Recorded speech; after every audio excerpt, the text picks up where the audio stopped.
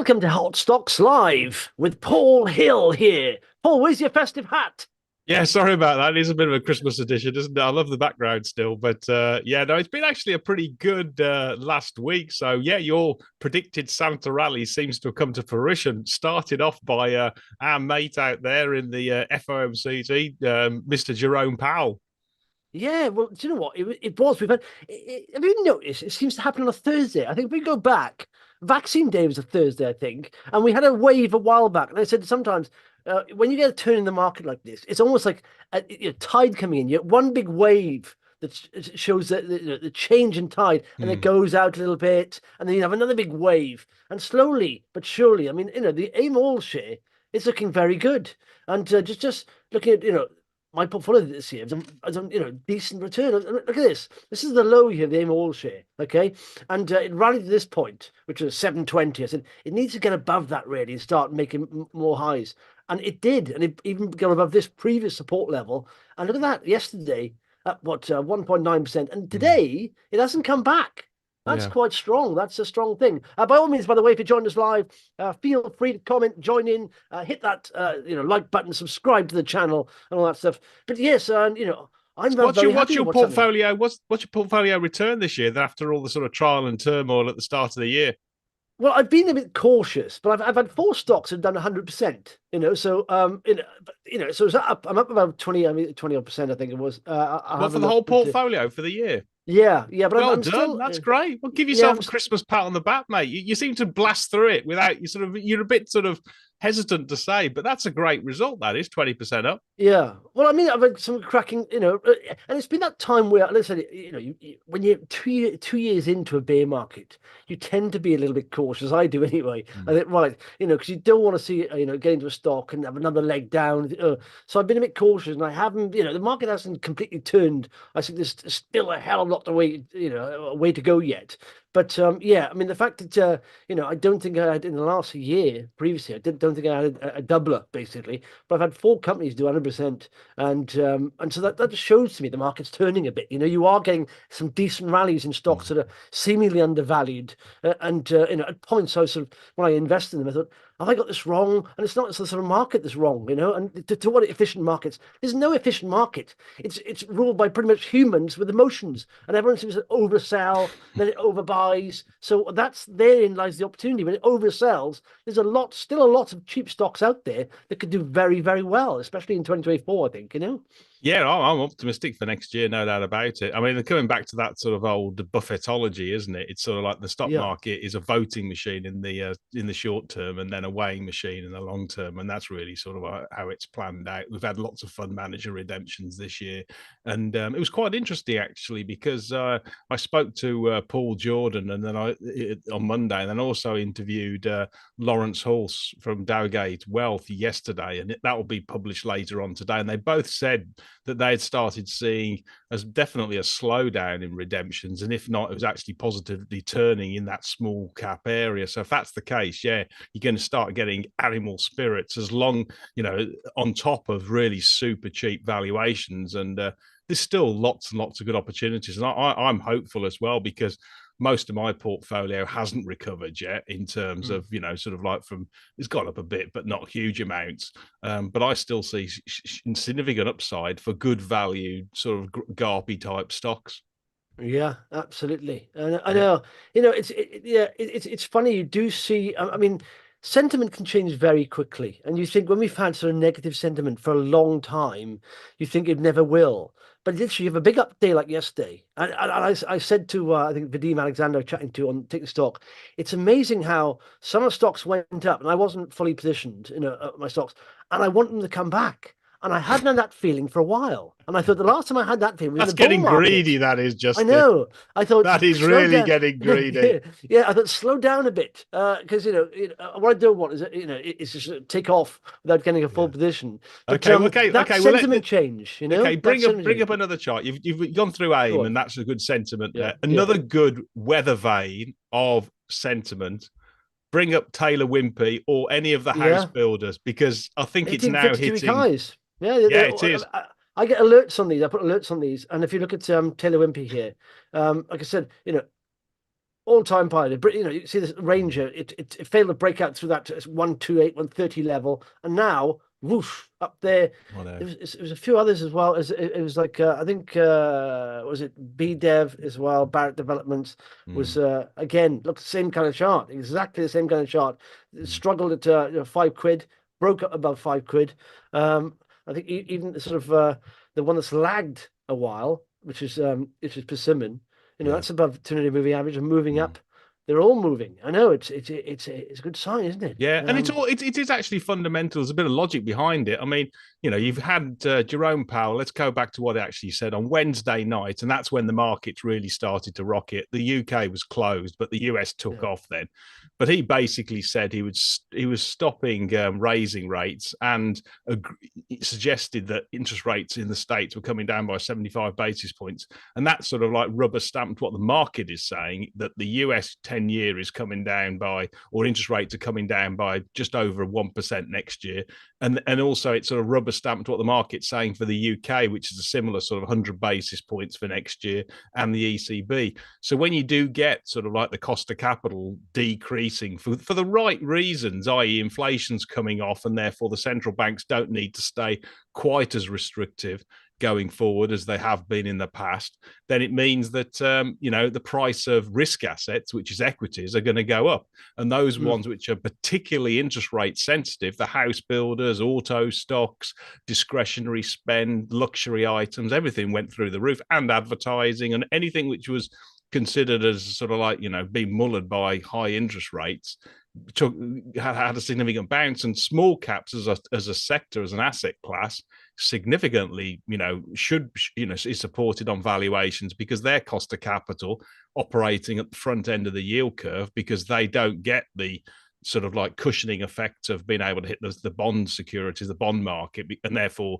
sort of term out their debt. They didn't get that. As soon as interest rates started to go up, they got hit. So in terms of interest rates are coming down, they're going to see the benefits immediately next year. And I really do hope, and I think this has been really sort of reinforced by a lot of the fund manager interviews, is that actually when it comes to raising money going forward, then it should starting to get easy. You won't see the 12% convertible debt, which has been thrown around so often in the past sort of like 6 months on small caps. And if you get that, then valuations are just so attractive for good quality small caps. And I would say to people, if you've been out the market a lot, then you need to spend a lot of time over Christmas and the new year, you know, looking seriously at your portfolio, and don't go so far out the risk curve. Don't throw the dice and hope for a double six.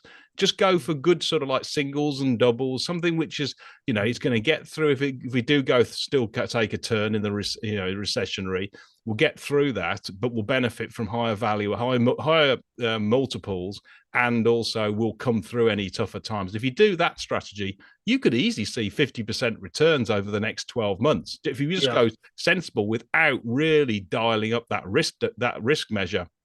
Yeah, the best time ever to make money in the stock market is when, you know, the bear market ends, pretty much. I said yesterday on Twitter, when that, you know, when the rallies happened because the Fed announcing sort of 3 expected rate cuts, and even Bailey wasn't, you know, he was a bit more cautious, but it doesn't matter. I mean, American markets is what counts, pretty much the biggest. He's jawboning anyway, Justin. Yeah, He's basically just playing the cards as close. He's gonna. If I was going to say any of the central bankers, he's going to be forced to go earlier, because unless he wants a deep recession, which he doesn't heading into a general election, he's going to have to reduce interest rates. He just doesn't want to do it quite yet because he doesn't need to. But as soon as you start seeing the labour force, the unemployment rate increasing, he's going to get a kicking from Parliament, even though I know he's supposed to be independent, to reduce interest rates. So if any of the central banks, I'm more convinced he's going to have to move before them, and more sharply, because the economy will start rolling over unless he does. Yeah, well, I tweeted out yesterday. I said, if you are selling stocks right now, you know, that are close to their lows right now, I said, do us a favor, read a bit of macro. You know, I do think we are literally, I mean, the AIM all share is up 10% from its lows. You know, it gets to 20%. That's a technical bull market, and I can see it doing that. So I said, listen, now is not the time to sell. You know, the time to sell was like a year ago if you hadn't sold. I mean, you can benefit even if you're underwater a lot on some of these small caps. They will rally. You know, the tide will rise, and it'll take the pain away. Now is not the time to sell. Really isn't, because the market is turning. I mean, look at this. Okay, I'll give you an example on that one. Let's run through an example because one of the companies that I own came out with results this week. RWS, stick that up on your ticker. Yeah, I look at the five. Just quick look at the 5-year yield. Look at that. I mean, the high was there, right, back in July, right, Yeah. and then lower high, lower high. Then it really, sorry, broke down to a move average, and now it's on that sort of previous resistance there. But look at the drop. It's gone from what 4.9 to 3.7. You know, these are inversely rated to the market. They are rolling over. All the bond yields are coming down. It's like, you know, and I thank you for pointing out. Say, pay more attention to bonds. Yeah, no, you're right. Really boring, but now I do. There are alerts on all of them. So, yeah, and that's why if you're looking for a fixed rate mortgage on the swap market, look at that. It's come down by 100 basis points. It makes your affordable mortgages much easier for people to buy houses. So hence the house builders have rocketed. But anyway, go to RWS. Yeah. Okay, here's a classic one. You just to illustrate the point you make. Yeah, it's come if you're to avoid selling it sort of like at the low. Okay, it last 2 weeks. Well, basically about a month ago, it came out with a profit warning, and then it reiterated the profit warning last week. Okay, so the shares sold off twice on profit warnings. Okay, and that's what you would have expected. Just look how fast it came back. And that's the point you're making, and I just want to illustrate it. Don't sell at the bottom, because even though companies are coming out with profit warnings, they can rebound quite quickly on sentiment, because people are looking through that and saying, actually, the macro environment is improving. And this one basically does, translation software, etc., for lots of, sort of like commercial interest, but both in regulated industries and also for patents and also for sort of websites and stuff like that across multiple languages, about 150 odd or so. So it's in a nice space, but it's being hit because of digital advertising and just the economy, discretionary spend being cut off. So it's not surprisingly its results weren't great. But the point I'm raising here is that even when you see when stock prices come off, it doesn't mean they don't come back quite quickly. And if you're willing just to take that initial pain, which frankly any long-term investor should be able to do, actually there's going to be a lot more upside. So I'm with you, Justin. I think that's a great example of the point that you were making. Well, look at that. I mean, that is essentially, it's like trying to, push an inflatable ball under the water. And that's what you get, like a cork. Yes, you're right. This is a range there. It's basically, it's bounced off this, what is it, 227 level several times.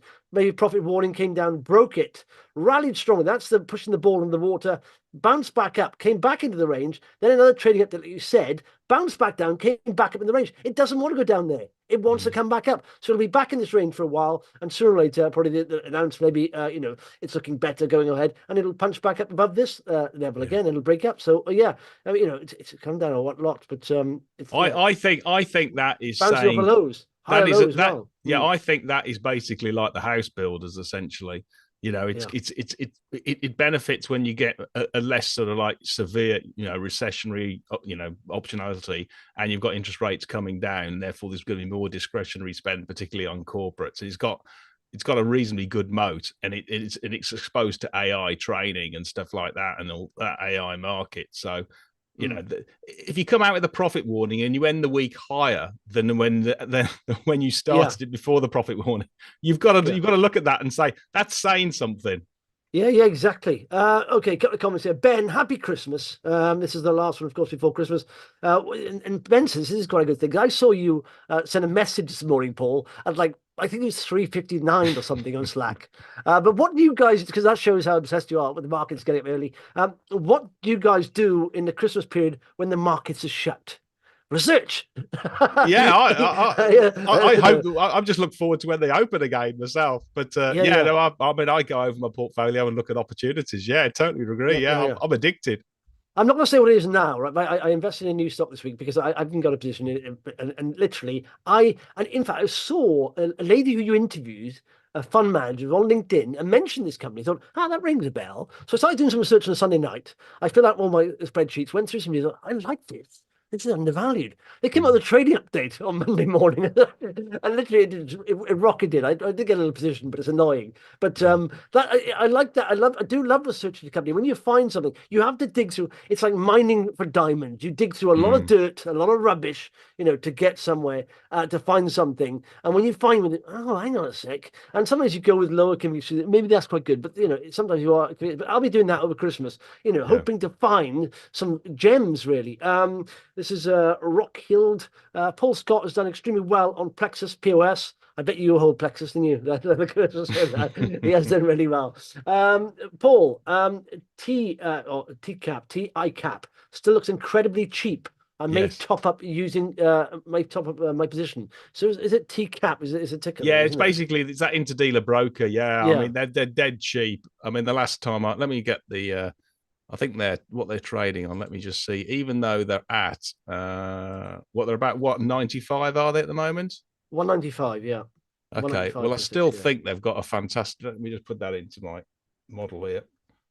Yeah. Oh, I say you've got a live model going on. Yeah, no, I've got it live, so I can chuck it in. What do you use? That's kind of no. Don't worry about that. Right, What do you mean? It's secretive. I know, yeah. No, I've just got Excel. I've got a target price of spreadsheet. I love that. Target price of 290. Even at 195, it trades at a PE of less than 7. And I think it's got a dividend yield of over 5% as well. It's cash generative. And clearly, as the markets sort of like, improve and there's interest rate volatility, it's going to make hand over fist. And the thing which is really nice, it's got data business called Parameter Solutions that probably in 2024 will be spun out of TPI cap, and that will be a really high value sort of data business, not too dissimilar actually from sort of like the London Stock Exchange, because that's Retinif, and but this one does for the Parameter does for OTC rather than the Retinif, which does sort of like listed securities. And on that basis, I mean, that could easily go 15, 20 times EBITDA. So if they do that, then you'll get effectively Parameter will be worth more than the whole of the market cap, even though TPI cap has improved. So yeah, I would definitely continue to hold. It's dead cheap, pays a great dividend, and as soon as they can realize or spin out that Parameter business, you're going to see a significant tick up. And I would highlight I'm speaking to Christopher Mills on Monday. And that's TPI cap is one of his holdings, and it's on the agenda. So I'm really looking forward to hearing him. But yeah, I am absolutely myself. I am not selling it, and it's a good solid hold, that one.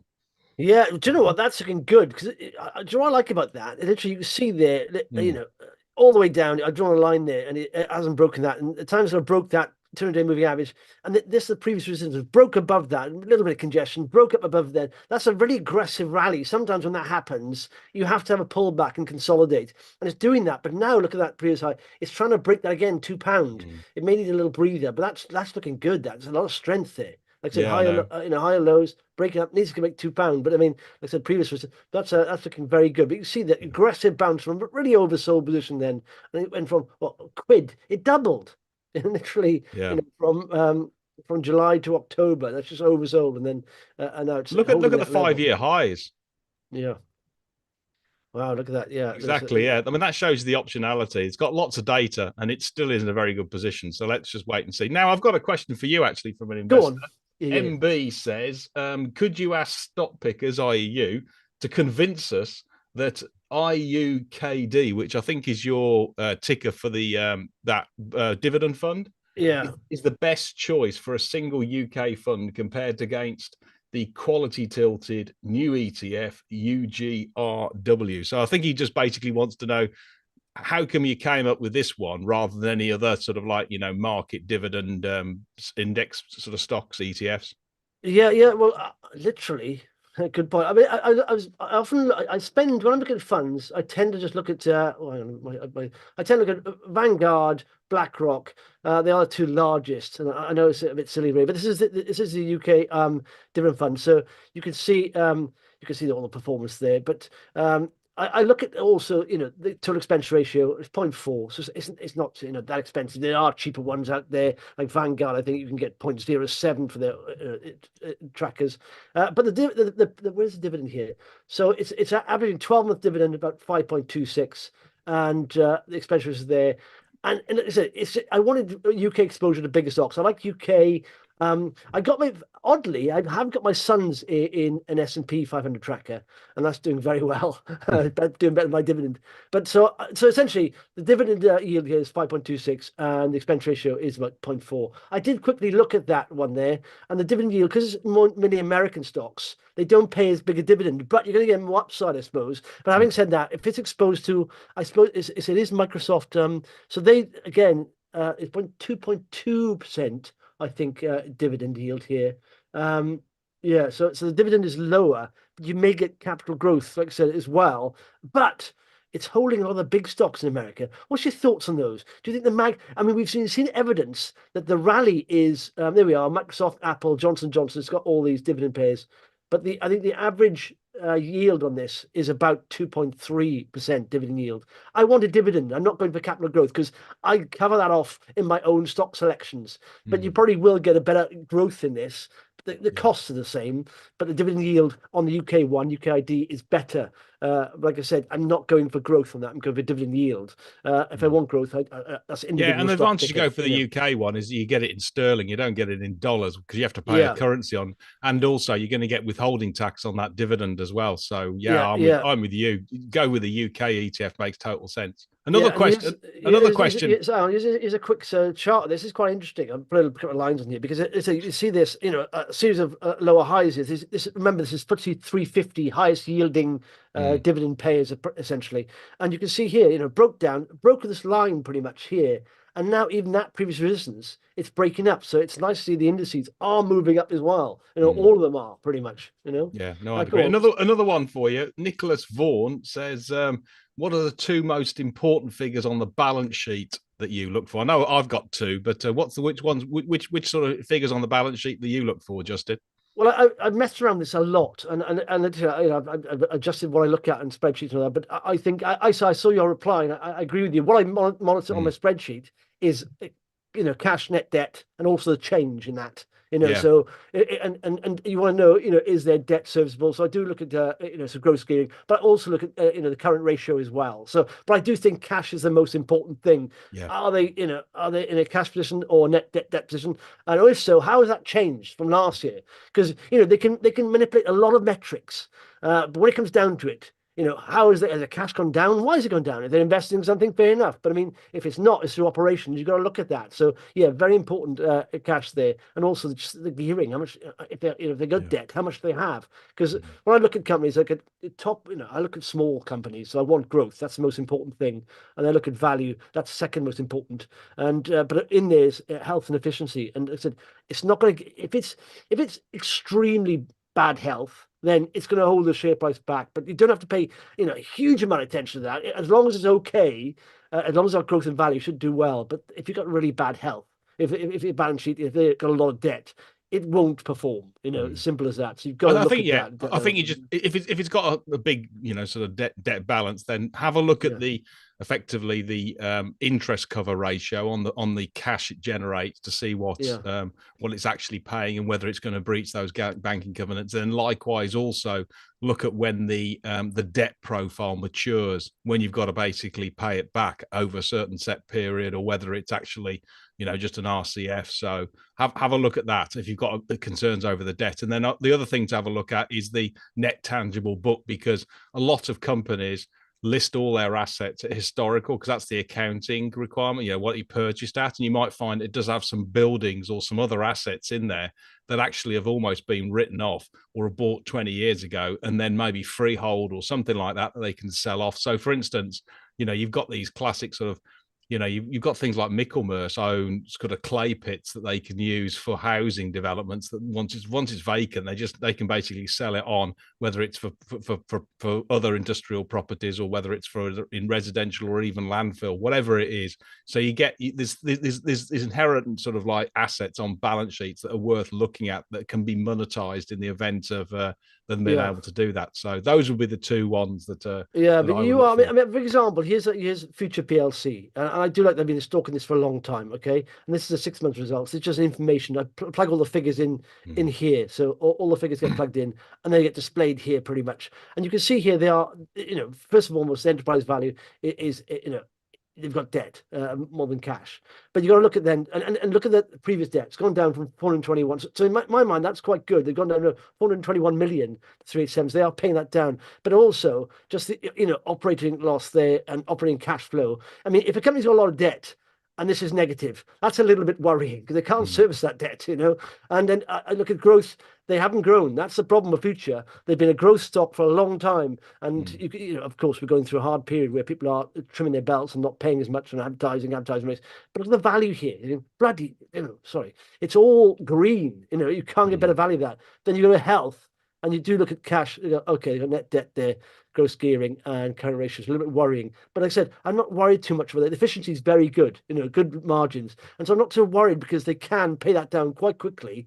In fact, that's what the mm, CEO said they're going to be doing that and expanding the US. I quite like that. They're expanding the US. He said, and he's from the US, and he said, listen, we have 2-to-1 sales people, UK versus US. mm, Doesn't make any sense. The playbook will work in the US, and yet it's a 7 times bigger market. So we are mm, going to start to expand in the US, and he's from the US. So I think Future, not yet the share price taking a bit of a knock, but I think that's one play for 2024 will do well. I mean, look at that. It got hammered recently, mm. but it's trying to pump up here. Can I can I Yeah, can, go on, can I unfortunately put douse this concept a bit for you?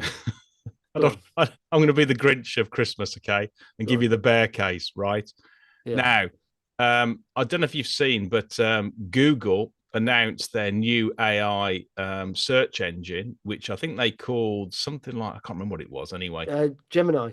Yeah, Gemini. Well, thank you. that's it. Yes, Yeah, yeah, they yeah, they yeah. announced it this week, and it was always And it was a con, wasn't it? it was a con, but they're going to get it done, and they're going to launch it next year. Yeah, Okay. yeah. Now, what that means, yeah, is that they're going to chuck up basically an AI generated discovery result, yeah, rather than a whole set of 10, 20 links, some of them sponsored and some of them right. Okay. Now, for somebody like Future, okay, it has most of its sort of traffic, okay, which is, it's derived from its own content, its own data, okay. Mm, But about 40 to 30 to 40% traditionally for the publishing industry, and this is its own publisher, like all the the newspapers like the FT, the Wall Street Journal, the Daily Mail, and all this sort of stuff. Yeah, they mm. get about 30 to 40% of their first line traffic through Google's search engine on links. Okay, Yeah. now if they're not producing those links and they're only giving one result through Gemini, okay, these publishers are not going to get 30 to 40% of their traffic through that search engine, the old search engine style. So regardless, because they concentrate, they create their own content, their first line content. That's not going to get the traffic. It's going to lose 30 to 40%. And if it does that, it's going to lose a shed load of advertising. So the bear case on digital publishers, if you've got content, even if it's really good content, is that Mm. you could lose a shed load of traffic once they switch effectively the Google search to Gemini, search. And if they do that, then I just would not be going anywhere near Future, to be perfectly honest. Yeah, it does talk about that on his presentation. Actually, it talks about the change in Google algorithms and AI, and they are leveraging AI.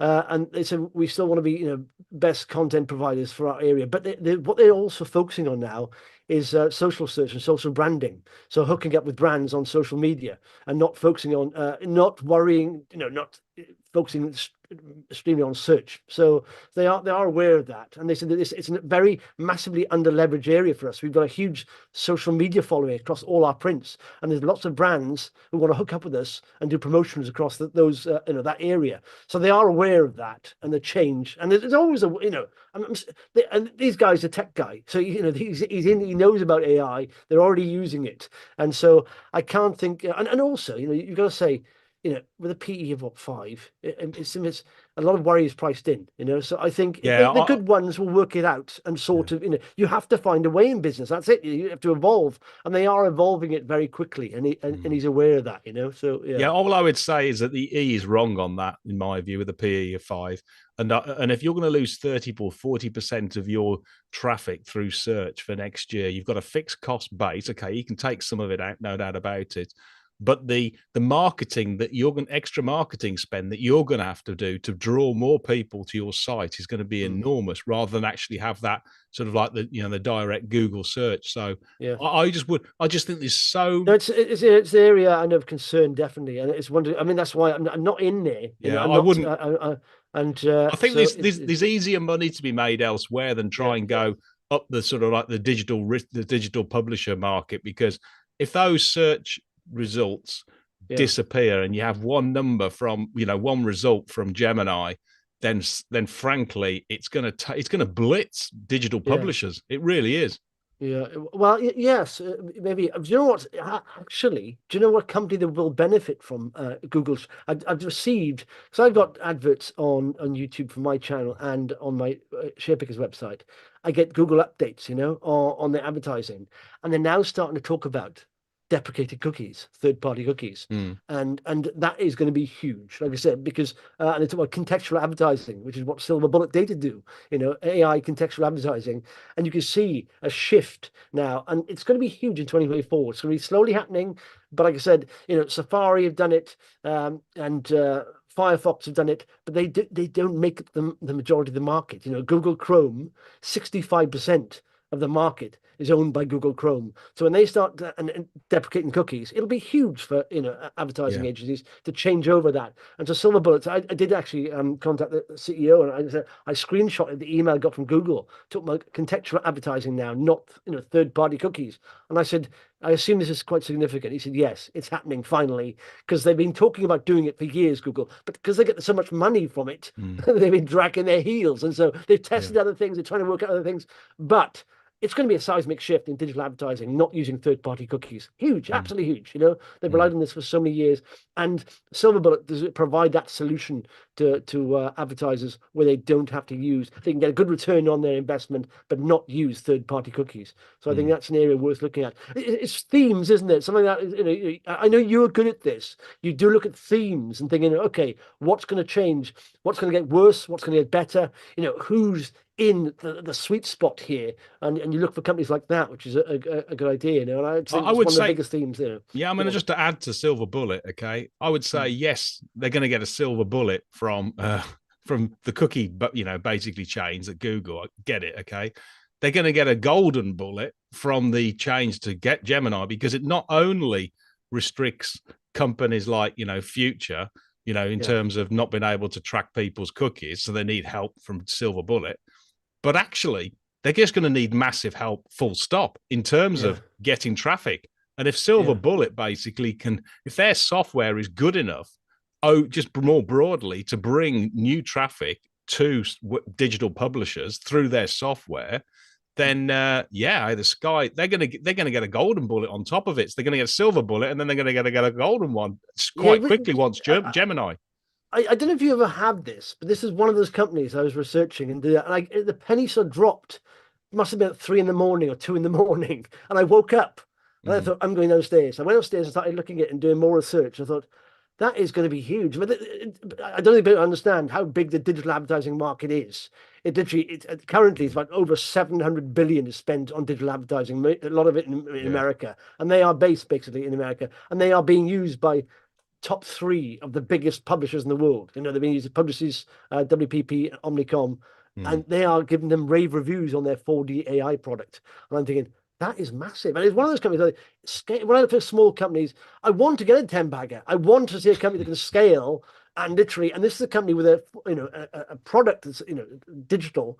It can scale very quickly. You know, it literally, they can plug it You're into, getting there are greedy all these, again, you know, Justin. no, but listen, so one of the things you should always do, I think, if you want to, I don't want to, if I wanted to go like, 10, 20%, I can get that in a fund pretty much, Yeah, and I don't. I've got money in a fund, but what I want is these outsized, also, yeah. risk measured opportunities that can deliver Mm. multiples of your return And this is the kind of company I do like. It can scale very quickly. It's in a very big pond, big money. It's got a very good product. And like I say, it's plugged into these huge platforms that generate billions. And so Yeah. if it starts working, I think it can do very well. And the growth is there. The growth is already there. It's early doors, but Yeah. they've got very good growth. And so that'll come through, I think, even faster in 2024. But yeah, themes. It's looking Okay, I'll on give the you another themes, one. isn't I'll it? give Go you on. okay another theme. Okay, let's do Yeah, for Cornerstone FC. So that's yeah. CSFS, I think it is. It's right into your Let me wheelhouse. tell you, I bought it about a month back, and then Uh, I went up a bit, and I thought I'm not sure. There's something about it, and I got out, and then you talked about it, and it went up like a massive again. I thought I should have held on to that. Stick the chart on. I It's know. right in your wheelhouse. You're not too I late, know. I don't think I either. know. No, I listen. I take a few, and I Okay, well, at least you literally, made a few bob anyway heading into yeah, yeah, Christmas. But I think this what happened basically. I interviewed 2 weeks ago Paul Scott, who's a real sort of like astute investor, and he yeah. he highlighted it to me. These guys are in international payments, forex, Mm. etc. And Well, I they mentioned were it to you, and I said the guy from what's the name of the guy from X Equals, I think COO of Equals. He was, I think he was yeah, he now was yeah CEO of James this. Yeah, yeah, Hickman. yeah, James yeah. That's Hickman. right. Yeah, yeah, James Hickman used to work for Ian Strafford Taylor yeah. at Equals. I think he was their COO. He left about I think it was 2020. I think it was, and I know Ian was a bit disappointed because he really rated James, and he used to Mm. do all the M&A for him, I think. And then he went away, did some software stuff in payments in an Irish business, and then got headhunted. I think it was about 18 months ago to sort of turn this around. And what he Mm. basically has done, it started its journey sort of like essentially it used to do white label sort of forex software and systems for people. It didn't really work anyway. He came on board and realized that there's massive upside, so he sort of like thought, right, okay, let's go direct to the actual customer. And they sort of started off with sort of like looking after sort of high net worth individuals and small companies, really Mm. doing a lot of sort of like single purchases and single transactions in foreign currency, and that was working well. What he's done is basically right-sized the cost base and effectively he's modeled the technology on Equals, and so he's got multi-currency IBAN accounts, etc. He's going to add cards onto the technology stack next year. And what he's done basically is shifted it more from a sort of like originally an Argentex model, which was a sort of like a sort of white glove, very high touch business. So Argentex have about sort of 90% plus of sort of like customer communication and putting forex through, and only 10% or 5% or so of straight through processing. These guys are 70-30, so 70% is still the white glove sort of like concierge type services and help people do the treasury management for small, and 30% is straight through processes. And ultimately Equals is about 90% straight through processing and 10% sort of like individual. So there's the platform. So he's modeling on this platform approach that Equals has been so successful at. And he's investing into the technology stack. He's right-sized the cost base. It's now profitable. It's cash generative. And they're going to look to expand abroad. So I think they've got sort of Canada on these sites. They've got the UAE, and they've got somewhere else, Singapore, I think it is, somewhere out in Asia that they're looking to do over the next few years. So it's very much a sort of like what worked for him, in his days of Equals, he's doing exactly the same. Yeah. And they're still really, really cheap. I mean, Well, even after. I know. I was looking at. I covered them on my webinar investment club Mm, quite a few times, and I've done spreadsheet. And I said, I said this is literally. Well, at the time, it was literally mm, get some one-time sales, and I said, the margins of the business are very good, decent. They're yeah. equals, and so this is very cheap, and they're growing very quickly. This is very cheap, and I don't know what it was. Mm, I think a lot of companies come out with a Argentex profit warning. I think Record come out with a profit warning, and I thought mm. there's a lot. I think it was who was it? Who was the main? Is it Alpha? So one of them was Alpha, yeah. saying, was saying there's a lot of competition now in this market, or people are coming Mm, into it. So I thought, and do you know when I don't know what it was. I just wasn't 100% convinced. So I just sold, but I was up a little bit, and then I saw you tweet about it. Yeah, it was the other week was Paul Scott. And he jumped up again. I thought maybe I yeah. should have held that. So yeah. So but I jumped out. But essentially, it makes 60% gross margins, 10% free cash flow yield, or all there and thereabouts, even after the reasonable, jump in the share price. And Shore Capital reckon that it's worth 50p per share. But they're growing their top line like for like at over 20% per annum. And as I say, it drops through to the bottom line. So in a real sort of like, strong growth. And they've been upgrading expectations. And they've got another, I think they've got another trading update in January, which is when I'm hoping to interview James. And everybody ought to see him. But they're really on a roll. And this is what I like to see. Yeah, look at that. Yeah, exactly. I'd love to see that comment in a statement materially ahead of current market expectations. Because what happens is, this is what happens. You should look for you should do some research on companies releasing these, because you tend to get companies, don't release one good update. It's the same with the bad updates. It doesn't come out in, one off. You have quite a few of them happening. And so you get materially ahead. It'll rise on the day.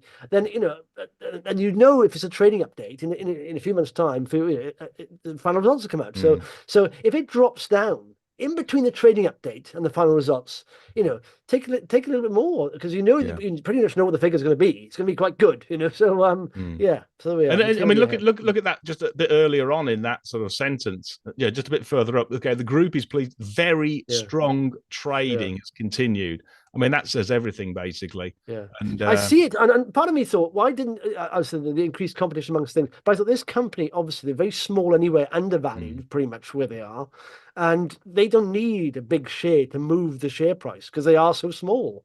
And so, where the other ones maybe, were literally, where they're not sort of completely saturated the markets, but the bigger you get, the harder you get to move the dial. This doesn't need that much, does it? Ready to move the dial, because it's just and so they are. That's probably why it was different. But I just worried about that area of the markets getting more competitive. So well, I would say you've got to put it in the context of the UK economy. Okay, it's basically not growing at all. In fact, it decreased GDP last month. So this is growing top line 20%. So it's it says everything, that there's strong demand across the industry for this type of product. And then the investment thesis is really sort of underscored by James, who knows what he's doing. He's got a very clear strategy to take this platform, add on technology, get the international expansion on top of it, increase the level of straight through processing, and continue to, look after his customers really, really well. He knows what he needs to do. He's doing it. He's right-sized his cost base. That 60% gross margins, any incremental pound is dropping through to the bottom line, which he can reinvest. So it isn't as though we're breaking new ground. He knows what he wants to do. The company is absolutely knocking the ball out of the park, and there should be no reason why, given the size of the market and that the market significantly expanding even in the recessionary times, why that isn't going to continue. So yeah, I could easily see, even though it's jumped up a lot, I could easily see the share price in 12 months tracking towards that 50p, because Shore Capital is going to be increasing its expectations, I'm pretty damn sure. Yeah.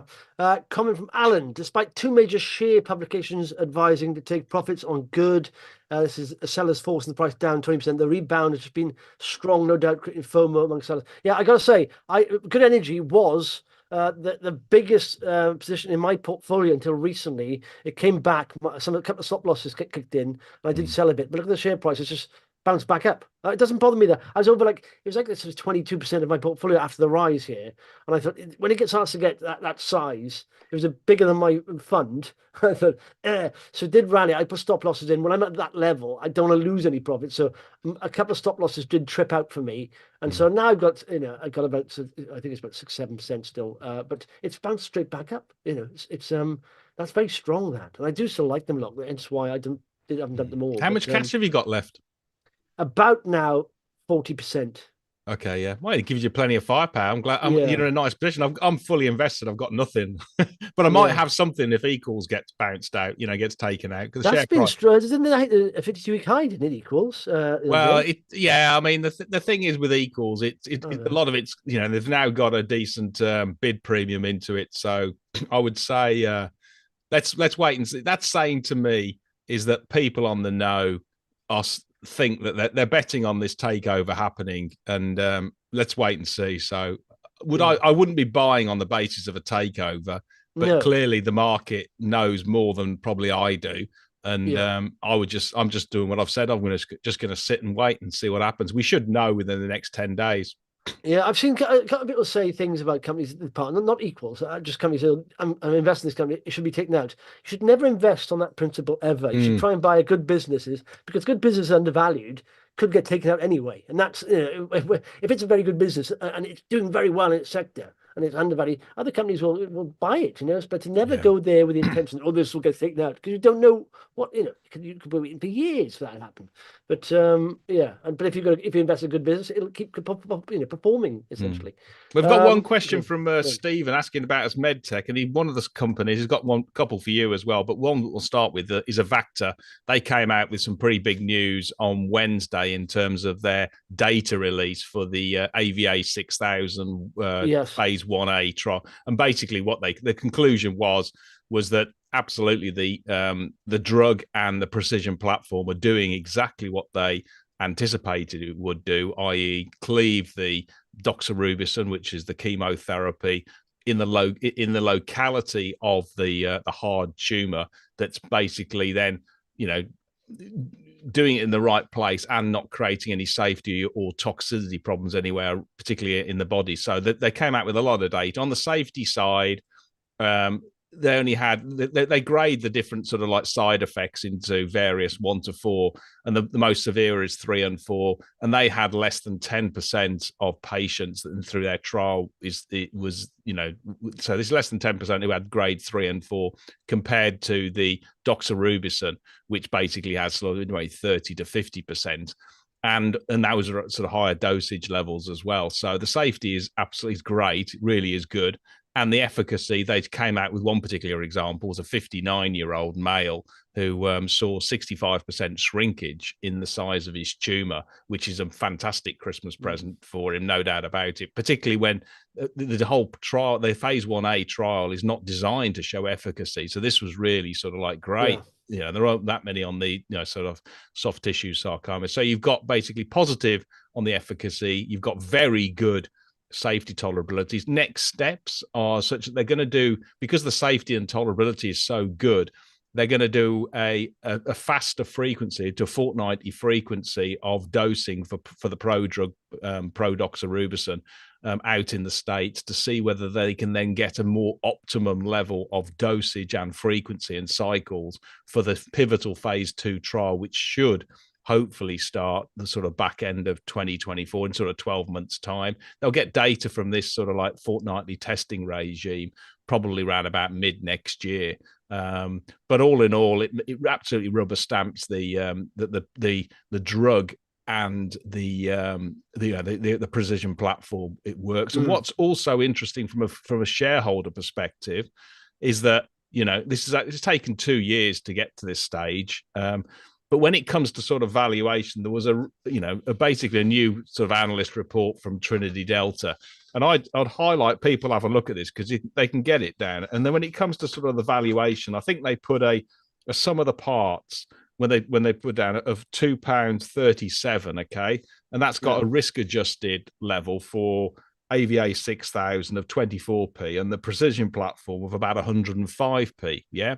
Okay, that's all fine and dandy. But then you look at the success probability that they've put it down at only 10%. So what that's saying is, is that they reckon from a risk basis, the 10% probability, the whole precision platform, including AVA 6000, is only worth about 130p. Yeah. Now let's look at it through a different lens. If that 10% that their assessed probability is wrong and it actually does come to fruition and they reach the same level of peak sales as expected, then actually the valuation could be 10 times higher than their 130p. Okay, I'll just repeat that. If that 10% success rate is actually it does actually happen, then they come to market, and the whole platform could be worth effectively over £10. Yeah, £13 it could be worth. So it's 10 times 130. So 10 mega, yeah. absolutely. What happened with what were people expecting? Why was the sell-off? Was it just a liquidity event, or were people expecting some other news, or what? Why did it sell I off don't so know. much? There's lots of I've actually tried to dig into it. I mean, there's a whole bunch of different theories, but it doesn't matter. If you're a long-term investor, we come back to that sort of the stock market is a voting machine in the short term and a weighing machine in the long term. If we get success, and let's be clear about it, that phase 1 trial says everything that the platform works. Yeah. If they can get through this phase 2 pivotal, that's it. They can basically then, start looking for commercialization partners and all this sort of stuff, because the phase 3 is going to be should be a ho-hum type of event, simply because, we know doxorubicin works. And if we know the precision platform and that fat cleaving also works in phase 2 and is effective, then you're there basically. So the 10% looks far too conservative to me, because that's based on industry standards that assume, you've got to do full phase 3 trials. Whereas I don't think this will be the case, because I think the real decision point is going to be the phase 2 trials. So I think the 10% is totally wrong myself.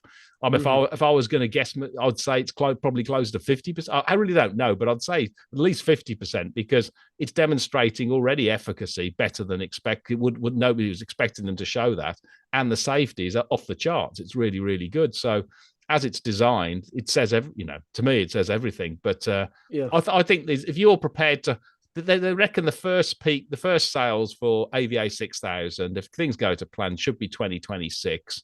But really, once you've then started getting data from the pivotal phase 2, which will be 2025, then actually I think this will really roar. And once we get close to that, I'll just repeat that, okay? The AVA 6000 and the precision platform could be worth, according to Trinity Delta, if you don't use a 10%, if it was a success, could be worth 13 quid. Just shows you the upside. So the management team's done a great job. You can't fault the scientific, sort of like significance of what was presented. But yeah, the shares sold off, and I would just ignore it myself. Yeah. He asked for Destiny, didn't he? I think. He asked for Destiny and Polarean. Polarean, it's hard work there. But I don't know Polarean. I do old Destiny, but you can see it's a nice little rally there. The news I want, I don't really care. They've got funds, they've got a quality board, they've got excellent. Like I said, these are now, going to phase 3. 2 assets going to phase 3. One is funded, and that's got $1 billion in sales, pretty much. The second one, I think, XF73, could be blockbuster. It could be, it's still got $2 billion in the US alone, and they're looking for a deal on that. So I think that deal will come with a nice cash advance. I think it should be around like 10 million probably. That's what suggestions have been. And then of course upside, but that's what it's waiting for, is that. But nevertheless, they're still advancing the M3 platform. What was the other one was Polarean. Just quickly on Polarean. They didn't update. It's almost one of these stocks where it's got such negative sentiment now. 14 million. It's a little bit. They are advancing with. They said with. Who are you going to take out another shot at this one, because this better than the back of your hand, isn't it? Yeah, there's something. They're progressing with Philips and all that stuff. I think it's one of the. It's a little bit at the moment still binary. I was a little bit disappointed in the commercial uptake of this, but I suppose you have to understand that medical institutions are a bit glacial in their movement. They don't, just snap it up there. But things are happening, and they said they're going to be funded to what mid. I still think that the technology is very good. Of course it is. It doesn't compare. There's nothing else out there that compares. But I just can't understand why the uptake hasn't been faster. I just thought it would, really shoot off the shelves kind of thing. Yeah. And it hasn't. Maybe that's still going to happen. They are slowly, advancing it. And it's getting there, but I don't know. It's just look at the chart. They went through almost the perfect storm, Polarean. They went for they passed 2 phase 3s, which is not a problem. Went for FDA approval and got knocked back. They got a letter sent back from them saying no, because they've changed their manufacturer, same spec, everything. And I think that's a bit silly for the management not to say we've changed manufacturer since we submitted that, and that was literally our own goal. And then it dropped off a cliff. And then all of a sudden the bear market started. And then people started worrying, it's going to be another year now until they get FDA application in again. And by that time, the funds will be dwindling. And that was in the middle of a bear market. And so it's literally been, I think all they need to do is have a little bit of a rally. And I think the sentiment will change here and people start realizing. But again, it's nowhere near. If you look at the chart there, it's horrible. It's come down, drop off there. That's the FDA knockback. And since then, it's gone down, down, down. And is it bottoming out? It's still too early. I like the technology. I wouldn't mind them. I don't know. They can't raise money down here, surely. But it's just, I don't know. It's one of those stocks that it'll go crazy. I think when it does around something, it will go mad, and I may even miss out on that. Wait for the pullback then, but I want to see some kind of evidence of commercial traction, and Yeah. I also want to see them, have a sort of cash runway there as well, Mm. extended maybe. Yeah, I think Uh, the upside catalysts clearly are going to be contracts if they start winning them next year yeah, in terms of getting that, and also when it comes to funding, if they've won a few contracts, then this will be taken out. It won't be there won't be organic funding. They'll just get taken out, and those will yeah, be the two upsides. But I'm with you. There's a lot of uncertainty at the moment. I'm scratching my head likewise because it's best in class technology. In terms of the sort of commercialization and. That's the key area really, but there's probably easier money to be made elsewhere where you don't have this commercialization drag. yeah. Exactly. I mean, at the moment, I mean, my portfolio is such that I'm trying. I understand the market turns and pre-revenue, not yet. But I think because of course, interest rates still going to stay high for longer, so I don't think it's going to get overnight easy to Mm, raise money for companies. So it'll still. So previously in the bull market, I would hold a lot more loss-making companies, and I mm, sort of learned from that. And it took a massive hit, mm, and now my portfolio structures the way majority of them are generating money or going to be yeah. profitable. I've got one, I think, was it pre-revenue? It's almost Lung Life. I'm waiting for. In fact, what's that one? Lung Life. They came out with should be news, No, no, which no, is they basically came out with a statement saying, I think it's Q4. Yeah, Q4. They said it would be yeah, September. They said or early Q4. Yeah, next year. It was yeah. going to be the next month or so. They're collating all the data, so yeah. I mean, you just got to wait and be patient on that one. Yeah, so that's the only one I sort of that Destiny Pharma and Lung Life pretty much are the only ones I hold that Mm, are pre-revenue, sort of higher risk, but have massive upside potential. And I yeah. balance that with like funds, fund and generate the stocks revenue. So yeah, but I do say a question here actually from who was it, Ben, saying how do you think the, and it's not your area of expertise, Paul, but how do you think the miners will do in 2024? I think I may buy BlackRock World Mining Trust, which gives good diversification and 7% yield. But they have been hammered, and it's largely down to China, isn't it? And all that. So I think if China starts recovering a bit, then they could do very well. I think, and maybe that's if you're not going to want to research individual companies, that's probably a good play there. A I diversification think fund, a fund. the other thing which is real upside, okay, and I know I'm a broken record because I was saying this time last year, yeah. If you do, I mean, we had basically President Zelensky going over to see President Biden in the States this week, okay. They had a long chat in terms of the commitment from the US, etc. But there's a lot of speculation that at some point there's going to be a ceasefire between the Ukraine and Russia. Now, if you do get that ceasefire, what is going to happen? There is literally hundreds of billions of rebuilding needed to happen in Mm. Ukraine. So who is going to benefit? People who supply the aggregates, the iron ore, the copper. I mean, we're going to see it's just going to be enormous. Now, who's going to fund it is another kettle of fish. I agree, but it's probably going to be the ECB and Yeah, sort of like venture funds and all this sort of stuff. Who's going to be doing it? But if you're a miner, yeah, and yeah, essentially you've got a bit of China coming back, you've got the economy not falling off a cliff, and then you've got this enormous demand over the next 10 years for yeah, basically infrastructure in Ukraine, because it's a big country. Let's be clear about it. It's flipping huge. yeah. Yeah? That's going to shoot the lights out in terms of the mining because they are rock bottom. So I would say, yeah, when it comes to sort of mining, I mean, I've been thinking about it myself as optionality. I don't personally. I always struggle predicting where the commodity is going to go to see Yeah. whether the mining. But let's be clear about it. They all pay great dividends. They're flipping cheap. And if you do The get big that, miners, yeah, if you yeah, do yeah, get that yeah, ceasefire, they're going to get a high beta triple sort of like booster rockets. yeah, yeah. Well, I mean, that's probably a safer play. You took one that obviously the bigger miners paying dividends, but there are a lot of in AIM. There's a lot of smaller resource companies, and Mm, I've said before, once the market turns and China picks up, those smaller ones, I'm talking sub 50 million, or even sub 20 million, some of them with decent assets, they will go gangbusters. I mean, yeah. I'm not now into resource companies. I was a while back, but a few years back, but not really about 5 years back, but Mm, I'm not now. But I know, and part of me has been a FOMO. I know, resource companies and biotech companies, when they start moving, they really move, Yeah. explosive movements. And so Mm. if you've got, a good junior resource company with a good management team, good assets in a decent jurisdiction, it'll move very Mm. quickly. But it's just Two, make two, sure. two, two exactly on that, which I've been talking about. First, let's do Verici. Just had some Mm, data.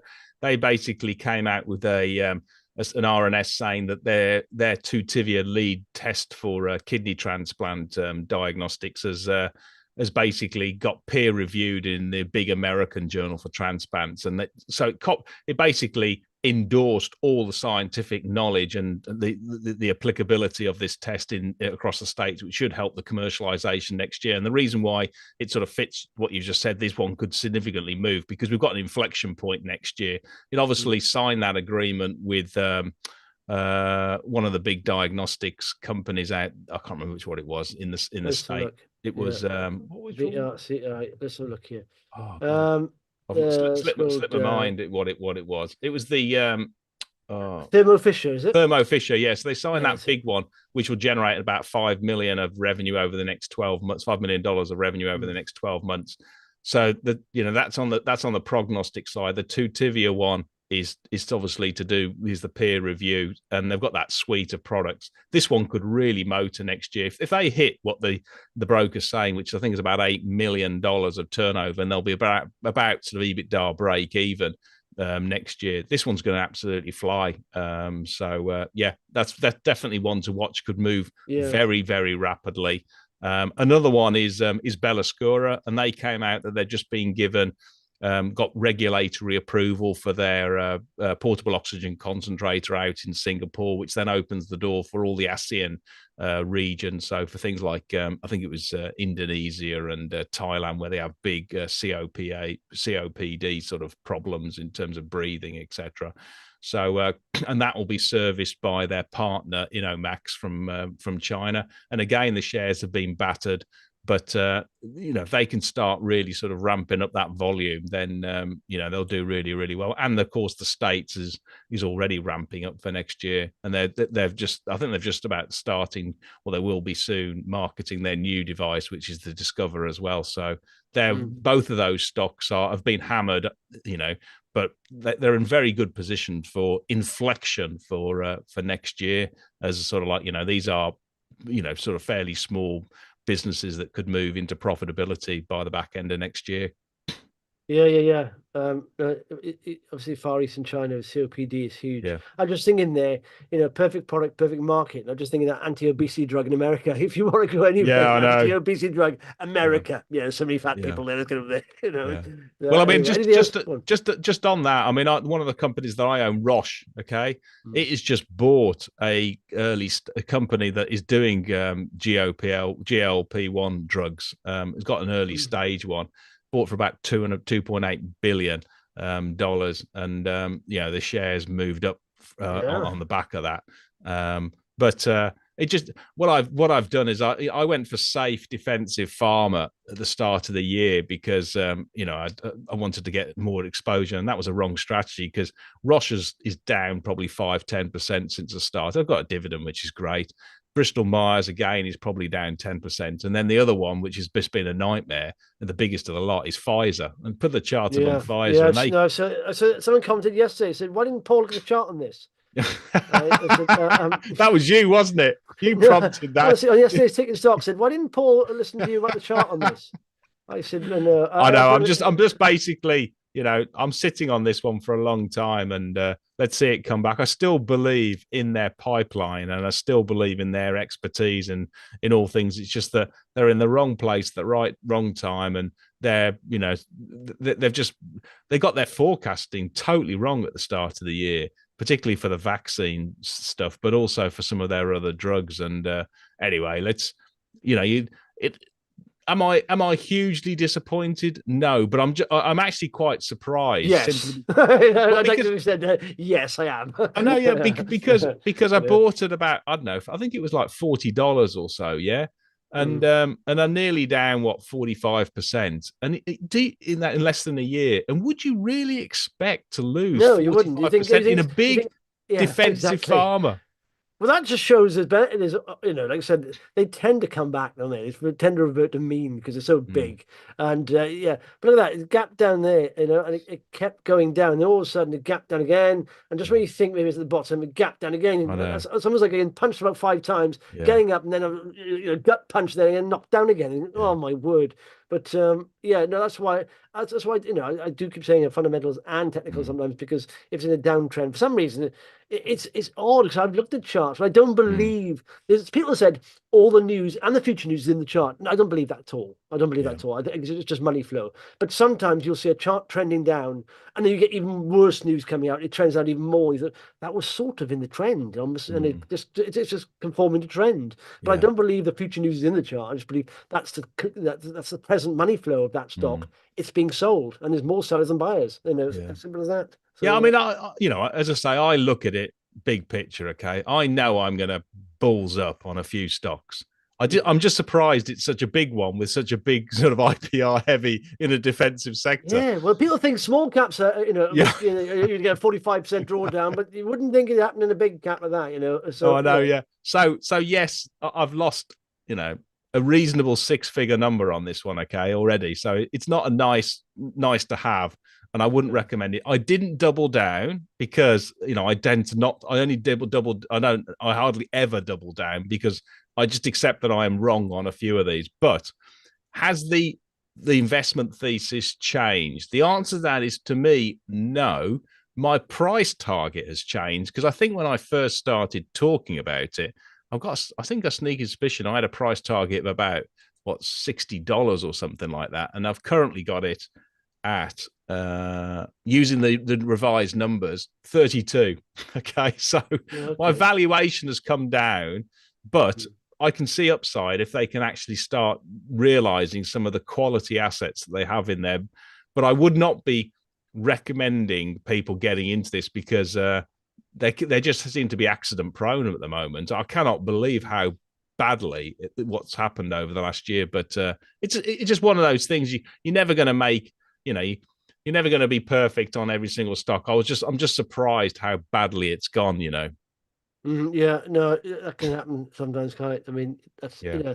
I've learned, I'm not joking. I keep saying this, but I've learned so much in the last 2 years. It's phenomenal. And Mm, even going back 6 months, thinking of some of the stocks I picked, I wouldn't have picked those now. I've mm, learned so much more, and the bear market is for that. And hopefully, it's like other people who've stuck around and learned, you'll be setting yourself up nicely for a bull market because once that starts, like I mm, said, share price rises and there'll be several legs to this. And I did mm. say yesterday, almost, you get new money coming in, so the share price will rise. People will invest more and push share prices up. That'll attract more money in. It's self-fueling. And then after about 3 or 4 legs of that, you start getting your mates, because you talk about shares and doing well, they'll start joining in. And that'll be towards the top of the market in 5 years' time. And so, but that'll push it. You get that new money coming in, push it even higher. Almost a frothy bit at the top. Yeah. And that'll be at 5 years' time. That's the time when you've been fully invested from like year two and you've been doing very Mm, well. So, yeah, but it will turn. But it's yeah. nice to learn. I'm hoping. I do think it's turning. It's turning. I think No, that's it it. is, yeah, yeah. It's And if you want to, gonna, I'll tell you one stock that you may want to have a look at. This is a sensible stock, small cap that is yeah. come off from its lows, but is definitely in the sort of the long term sort of put it in your back pocket and let it go. It is water intelligence, okay? And I know we've talked about it before. It came up Yeah. with the trading update this week. And also, I spoke to Paul Jordan of Amati. He's also owning it, and I asked his views as well. And essentially, what it means, what we came down to conclude, it's still pretty damn cheap. It's still pretty much undervalued. They're meeting expectations, not exceeding it. They've got a few headwinds, but they're still growing at organically sort of 6% per annum. And I think that'll accelerate because they seem to be winning new customers for next year. And they're in exactly the right spot, which is leak detection, water preservation out in the States, stormwater management with all the, problems of climate change. And also sort of like, in the UK, they help utilities sort of like stop all the sewage being washed off from their sewage, their sewers into the rivers and to seas and stuff. So they're in a lovely place. It's going to be regulated spend, and they're very well positioned. Mm. And I would say, I'm just going to hold that one and just let it go. Just let it ride because they're cash generative, they're growing, and it should, in my view, this should be a really low cost to capital type business. It's got cash on the balance sheet, and it's just going to continue doing well. I think in terms, Yeah. it probably needs sort of like a more marketing by the company into the sort of market because they seem to be quite quiet. But once they do that and get people familiar more with and comfortable more with the investment case, then I mean I could see this not dissimilar to where I think their broker Dowgate have got a sort of price target of about £8 on it, which I could definitely see them achieving that, in the fullness of time. But at the moment, let's if you want a sensible stock, that one's not too out the question, Yeah, yeah. Well, look at that. I did put, I don't know why I took that off there. A smiley face there that I said would come round. But this line I put on last time we chatted about it, I said that's previous support there. And it came down, broke it up above 200 a day. And it sometimes, when it does that, as aggressive rally, you get profit takers underwater, been underwater for a while, and it'll come round. But now it just needs to break above that line. But you see, it is coming round. It'll consolidate here and slowly move up. Like the bottom process here can take weeks to months. But I mean, it will. If it starts breaking above that line again, 410, then now it's set up for a nice rally. But that initial rally off the bottom there is very good. It broke to a day. But you often get that. Companies will come down from a long way. Look, it tried to break it there, come down massively, fell off, wasn't ready. But first time it's broken that, you often get that a big rally, and then all of a sudden a breather, pull round, settle down, consolidate, and then it'll take another leg up. But that's a good start there. What you need is that to just flatten out a bit and calm down a little bit. But cool. All right, that's it. Okay, no. Hang on. Right. Okay, let's conclude. Given it's the last one of 2024, right? Okay, and we're called hot stocks. Okay, give us two names that you think are high risk but very high return, which we haven't talked about so far for 2024. So people could these are things that which you basically got to put in inverted commas and say the upside is very, very high, but the risk is equally high. So take this one with a sort of like these with a big pinch of salt, but they've got a decent chance. Oh, hang on. But no, if that was the case, I'd be in them. I mean, literally, because even though I want high risk reward, but I want them to be not too risky, they'll go bust to go through. Okay. I mean, I'll start with one. I'll start with one, mate. Okay. Essensys, which I've talked about, yeah, which is basically does software for office building, flexible office buildings. It's been totally battered. It's about 39p. It started to increase, okay. IWG, which is the Regis Flexible Office Company, which is the world's biggest one. Yeah, they came out with some pretty bullish statements in their Capital Markets Day 2 weeks ago, and we had Mark Dixon, the CEO, talking across the Bloomberg that he was seeing real demand, not so much in the centres, the traditional sort of capitals, but actually in the outskirts where lots of corporates now are using their facilities, and they're seeing real demand for their facilities and the ones they manage, etc. If that's right, then these guys are in exactly the right space. As I've said before, this is a race to get them to profitability and to cash generation for next year before they need to raise more money. But if that's the case, then these can do really, really well. So I would put this one in okay, this could be a disaster for next year if they get that cash management wrong. But equally, I could see this going above £1 quite quickly. So I would, I'm not. I'll give you one. I think in stocks we weren't holding, but I'll give you one that's been not performing at all, but I still like it, and I've not cut it. In fact, I heard your Paul, the guy you're talking to, Intelligent Ultrasound. It's come down, it's been hammered, and I just think excellent on best in class GEUs, all their software, biggest operator in the world, and they are going to be profitable next year. They've got cash to get there. Their growth top line is very good. It's almost doubling the AI every year for the next 3 years. And I just don't know what's going on with the sentiment. Is not right. I did buy it. It was very choppy. It's very liquid. I bought here. It's come down. Now I'm underwater on it, about 20%. But I'm going to hold on because I don't have a massive position. That's the way I invest in stocks. I don't take a big position. Yeah, I would agree. I would agree. I think that's a good one to take. To look at. Okay, I'll give you another one. Two. I mean, these are all in the mold of hot stocks. Okay, so please, investors, these are my final one, which is the most risky of the lot. Okay. Is Sondrel, okay, which is this digital ASCII chip designer. Exactly. Look at the chart on this one, right? Sondrel. Jump my investment. Exactly. Look at that. How much money have I lost on this one? At shed load, basically. I mean, In I fact, bought. I in think. Silica, which is another one, came out with a Yeah, I know. fundraise this week, and they're and you think, why are they raising money? And at 1.56 they raised it. Yeah, I know. So. It's a very lumpy sector, isn't it? Where Yeah, no, I mean I've lost another six figure. I think I'm down. I can't probably about 80% or so. Okay, now what's the investment case? Okay, I'm still in communication with the CEO Graham Curran actually, and I actually quite rate to a certain extent. They've got great technology in terms of the individuals, etc., to be able to design these. Obviously there's headwinds in the industry, particularly in Europe, less so in the States, and they need to probably they need to raise money. This company says they don't need to raise money, but I think they need to raise money. So under that lens, it could really struggle. Okay. The investment thesis in terms of a turning point is that I got an email from Graham, and he's absolutely got the bit between his teeth to turn this one round. And he's a founder.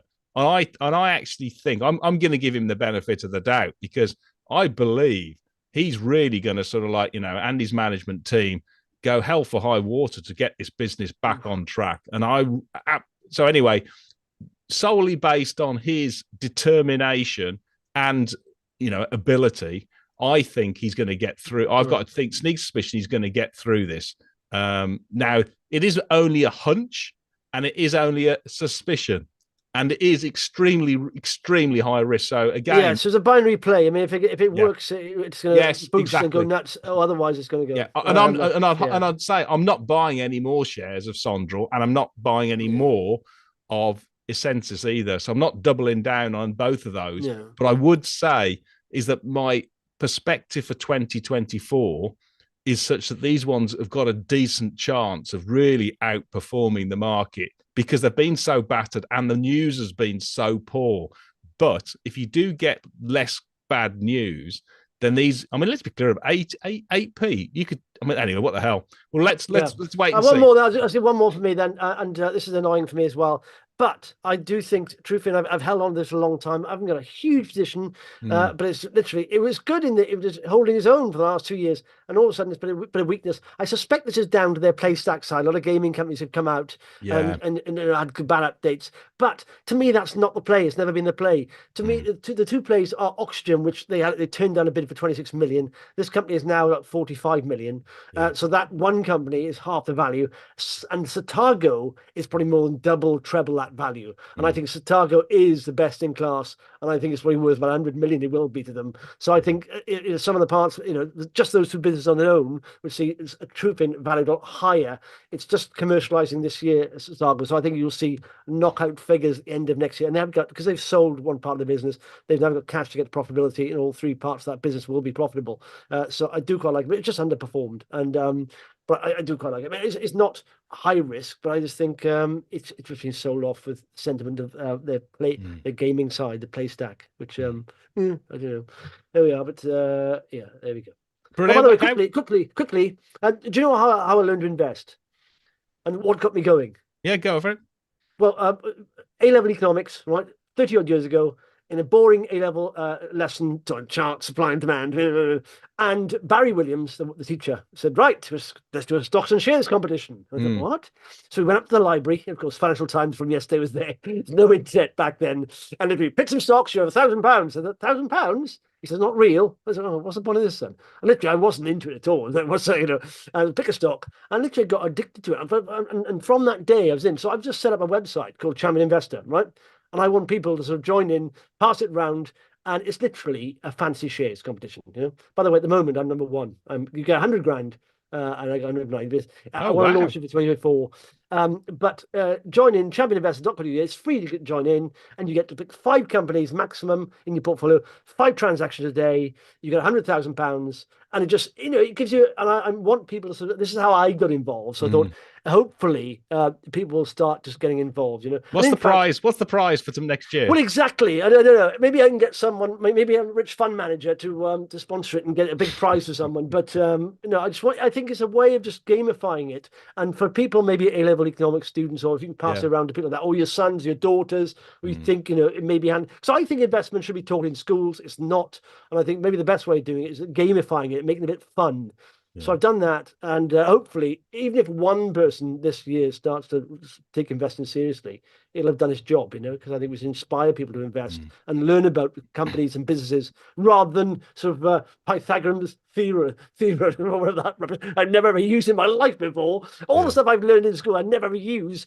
Investing is the most valuable thing of all, Mm. and I didn't learn about it. So Mm. anyway, that's what I think. There And we I are. would say, just I mean, after a year, I'll give you, you've had an up and down year there, Justin. You've ended at 20% plus, and Mm. I tip my hat to you, mate. You've stuck through it. It's been a really tough period, and now it's starting to, to come, to come good. And I think that's something important for all investors, is that you do go through fallow periods and you do go through bear markets, and coming through the other end, and it will get better. So yeah, I mean, Matt, Yeah. you've done really, really well, fantastic, and I think the key is that don't give up at the bottom. That's the Yeah, key. no, no. I mean, it's been one of the hardest, longest. This is my Yeah. third sort of proper bear market now. I was involved in .com, and Mm. literally I was doubling my money overnight. Remember that when companies just change the name to .com, that's all they do, and then all of a sudden it just popped. You don't realize you're in a bubble when you're Yeah. new. But I lost all the money pretty much, Yeah. and then the second was a great financial crash. After that, I did Yeah. well, but now this one has been the longest I've been involved with, because the other two Mm. pretty much recovered quickly. So it's been the Mm. hardest as well, because I've been more invested, but Mm. I've learned so much from it. But there we are. It'll get better. The bull market is coming, ladies and gentlemen. That's right. It's around the corner. All right then. Thanks a Okay. lot, Well, happy Paul. Thanks for Christmas, everyone, yeah, and hope you have a yeah. great new year. Happy Christmas, Merry New Year, and we'll catch up in the new year. I've got two new stocks I'll talk to you about in the new year, Paul. Very Sounds good. exciting. Looking forward to it, mate. How do we get off this now? Oh yeah.